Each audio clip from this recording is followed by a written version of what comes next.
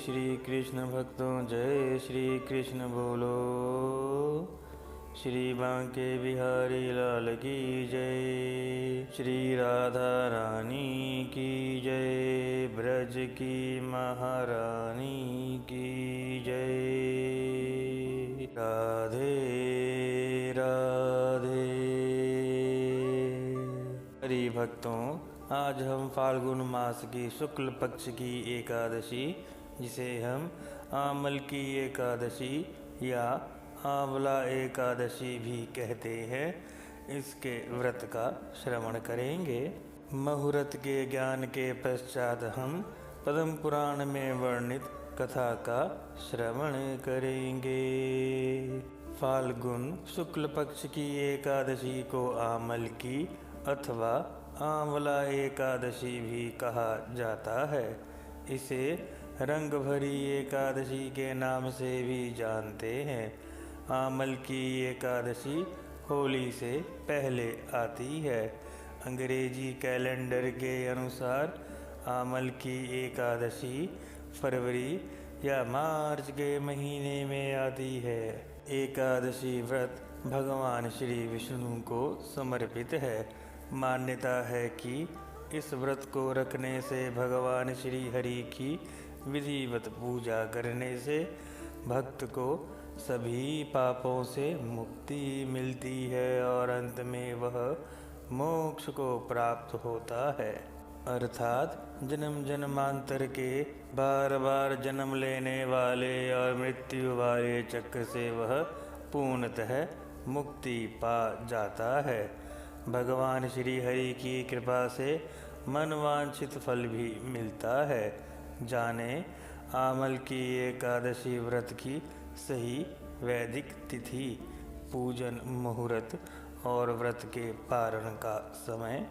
आमल की एकादशी हिंदू पंचांग के अनुसार यह तिथि अर्थात वैदिक तिथि अर्थात हिंदी पंचांग की हिंदी कैलेंडर की तिथि 9 मार्च 2025 को प्रातः 7:45 पर आरंभ होगी और एकादशी तिथि का समापन 10 मार्च 2025 को प्रातः 7:44 पर होगा।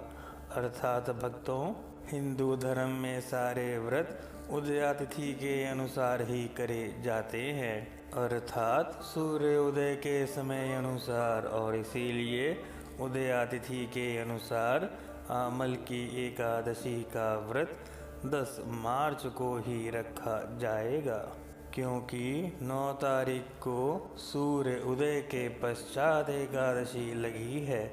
इसीलिए व्रत 10 मार्च को रखना ही सर्वोत्तम है। आमल की एकादशी के व्रत के पूजन का मुहूर्त। ब्रह्म मुहूर्त 4:59 प्रातः से 5:48 तक रहेगा। अभिजीत मुहूर्त 12:08 दोपहर से 12:55 तक रहेगा। विजय मुहूर्त 2:30 दोपहर से 3:17 तक रहेगा। गौधूली मुहूर्त 6:24 संध्या से 6:49 तक रहेगा। अमृतकाल 6:12 संध्या से 7:52 तक रहेगा। एकादशी व्रत के पारण का समय शुभ मुहूर्त 11 मार्च 2025 को प्रातः 6:35 से लेकर 8:13 तक रहेगा, क्योंकि भक्तों, पारण द्वादशी तिथि संपूर्ण होने से पहले ही करना अनिवार्य होता है, अन्यथा व्रत निष्फल हो जाता है। हरि भक्तों, आइए अब कथा का श्रवण करें। यह कथा पद्म पुराण में वर्णित है। एकादशी महात्म्य में धर्मराज युधिष्ठिर बोले, हे जनार्दन, आपने फाल्गुन के कृष्ण पक्ष की विजया एकादशी का सुंदर वर्णन करते हुए हमें ज्ञान दिया। अब आप फाल्गुन मास की शुक्ल पक्ष की एकादशी का क्या नाम है तथा उसकी विधि क्या है, कृपया हमें श्रवण करवाइए। श्री भगवान बोले, हे राजन, फाल्गुन मास के शुक्ल पक्ष की एकादशी का नाम आमल की एकादशी है। इस व्रत के करने से समस्त पाप नष्ट हो जाते हैं तथा इसके प्रभाव से 1000 गौदान का फल भी प्राप्त होता है। ध्यान दें हरि भक्तों, 1000 गौ माताओं के ब्राह्मण को दान देने का फल भी केवल इस एक व्रत से प्राप्त होता है। इस व्रत को करने से समस्त पाप नष्ट हो जाते हैं। हे राजन, अब मैं आपको महर्षि वशिष्ठ जी द्वारा राजा मानधाता को सुनाई हुई पौराणिक कथा के बारे में बतलाता हूँ। ध्यान पूर्वक श्रवण करें। आमल की एकादशी व्रत कथा। राजा मानधाता बोले, हे वशिष्ठ जी, यदि आप मुझ पर कृपा करें तो किसी ऐसे व्रत की कथा कहिए जिससे मेरा कल्याण हो। महर्षि वशिष्ठ बोले, हे राजन, सब व्रतों से उत्तम और अंत में मोक्ष देने वाले आमल की एकादशी के व्रत का मैं तुमसे वर्णन करता हूँ। यह एकादशी फाल्गुन माह के शुक्ल पक्ष में होती है। एक वैदिश नाम का नगर था। उसमें ब्राह्मण, क्षत्रिय, वैश्य और शूद्र चारों वर्ण आनंद सहित रहते थे। उस नगर में सदैव वेद ध्वनि गूंजा करती थी तथा पापी, दुराचारी तथा नास्तिक उस नगर में ऐसा कोई भी नहीं था। वह अत्यंत विद्वान और धर्मी था। उस नगर में कोई भी व्यक्ति दरिद्र व कंजूस नहीं था। सभी नगरवासी श्री हरि के भक्त थे और आबाल, वृद्ध, स्त्री, पुरुष सभी एकादशी का व्रत किया करते थे। एक समय फाल्गुन मास के शुक्ल पक्ष की आमल की एकादशी आई। उस दिन राजा, प्रजा तथा बाल वृद्ध सबने हर्षपूर्वक व्रत किया। राजा अपनी प्रजा के साथ मंदिर जाकर पूर्ण कुंभ स्थापित करके धूप, दीप, नैवेद्य, पंचरत्न आदि से धात्री अर्थात आंवले का पूजन करने लगा और इस प्रकार स्तुति करने लगा। स्तुति को ध्यानपूर्वक श्रवण करें। हे धात्री अर्थात आंवला, हे धात्री, तुम ब्रह्म स्वरूप हो। तुम ब्रह्मा जी द्वारा उत्पन्न हो और समस्त पापों का नाश करने वाले हो। आपको नमस्कार है। अब आप मेरा अर्घ्य स्वीकार करो। आप श्री रामचंद्र जी के द्वारा सम्मानित हो। मैं आपकी प्रार्थना करता हूँ। अतः आप मेरे समस्त पापों का नाश करो। और उस मंदिर में सबने रात्रि को जागरण किया है। रात के समय वहाँ एक बहेलिया आया जो अत्यंत पापी और दुराचारी था। वह अपने कुटुंब का पालन जीव हत्या करके किया करता था। भूख और प्यास से अत्यंत व्याकुल वह बहेलिया इस जागरण को देखने के लिए मंदिर के एक कोने में बैठ गया और विष्णु भगवान तथा एकादशी महात्म्य की कथा सुनने लगा। इस प्रकार अन्य मनुष्यों के भांति उसने भी सारी रात जागकर व्यतीत की। हरि भक्तों, एकादशी के दिन रात्रि जागरण करने से सर्वोत्तम फल मिलता है। प्रातः काल होते ही सब लोग अपने घर चले गए तो बहेलिया भी अपने घर चला गया। घर जाकर उसने भोजन किया। कुछ समय पश्चात बहेलिये की मृत्यु हो गई। मगर उस आमल की एकादशी के व्रत तथा रात्रि जागरण से उसने राजा विदुरथ के घर जन्म लिया और उसका नाम वसुरथ रखा गया। युवा होने पर वह चतुरंगिनी सेना के सहित तथा धन धान्य से युक्त होकर 10,000 ग्रामों का पालन करने लगा, अर्थात 10,000 गांवों का पालन करने लगा।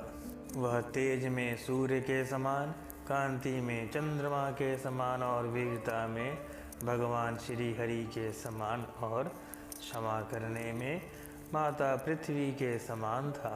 वह अत्यंत धार्मिक, सत्यवादी, कर्मवीर और श्री हरि का भक्त था।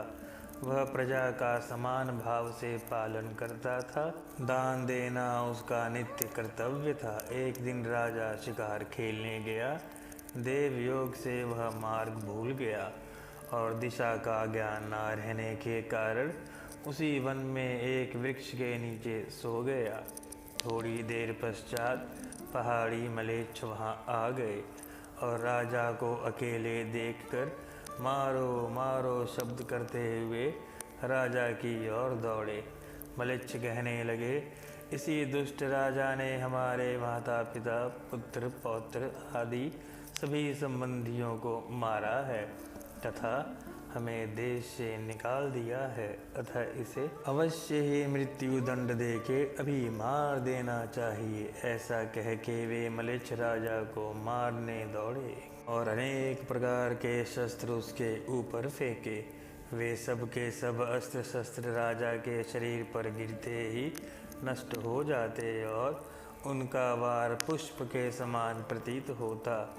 अब उन मलेच्छों के अस्त्र शस्त्र उल्टा उन्हीं पर प्रहार करने लगे, जिससे वे मूर्छित होकर गिरने लगे। उसी समय राजा के शरीर से एक दिव्य स्त्री उत्पन्न हुई।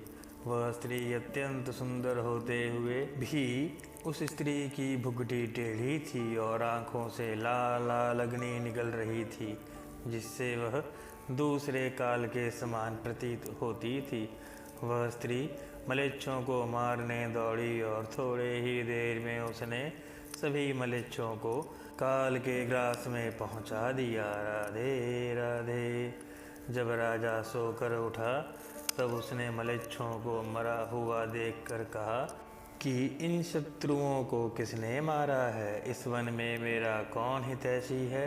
वह ऐसा विचार ही कर रहा था कि तभी आकाशवाणी हुई, हे राजा, इस संसार में विष्णु भगवान के अतिरिक्त और कौन तेरी सहायता कर सकता है? इस आकाशवाणी को सुनकर राजा अपने राज्य में आ गया और सुखपूर्वक राज्य करने लगा।